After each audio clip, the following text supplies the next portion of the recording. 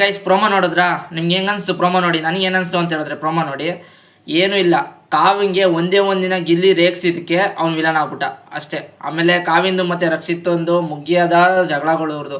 ಏನಂದರೆ ನಾಮಿನೇಷನ್ ಇದ್ದಾಗ ಕಾವಿನೇಶು ರಕ್ಷಿತ್ ತಗೋತಾಳೆ. ಆಮೇಲೆ ಏನಾಗುತ್ತೆ, ರಕ್ಷಿತನ ವಿರುದ್ಧ ಏನಾರು ಮಾತಾಡಬೇಕು ಅಂತ ಕಾವ್ಯ ಈ ಥರ ಏನಾರು ಈ ಥರ ಒಂದು ಟಾಸ್ಕ್ ಕೊಟ್ಟಾಗ ಕೊಡ್ತಾರೆ. ಇನ್ನೇನಿಲ್ಲ, ಅವರಿಬ್ಬರು ಕರೆಕ್ಟಾಗಿ ಆಡ್ತವ್ರೆ, ಬಟ್ ನಮಗೆ ಅಲ್ಲಿ ಕನ್ಫ್ಯೂಸ್ ಮಾಡ್ತವ್ರೆ ಅಷ್ಟೇ, ಇನ್ನೇನು ಇಲ್ಲ ಅಲ್ಲಿ ಅಷ್ಟೇ.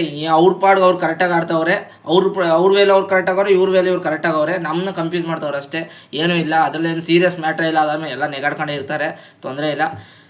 ಆಮೇಲೆ ಮೊನ್ನೆಯಿಂದ ಗಿಲ್ಲಿ ಊಟ ಮಾಡೋದು ನಿಲ್ಸಿದಾನಂತೆ ಕಾವ್ಯಂಗೋಸ್ಕರ, ಅದೇನೋ ಗೊತ್ತಿಲ್ಲ. ಆಮೇಲೆ ಅಶ್ವಿನಿ ಅವ್ರ ಥರ ಅವನು ಯಾವ ಕ್ಯಾಮ್ರಾ ಮುಂದೆನೂ ಹೋಗಿ ಹೇಳ್ತಾಯಿಲ್ಲ, ನಾನು ಊಟ ಬಿಟ್ಬಿಡ್ತೀನಿ, ನಾನು ಇದು ಮಾಡ್ಬಿಡ್ತೀನಿ ಅಂತ ಹೇಳಿ ಹೇಳ್ತಾ ಇಲ್ಲ.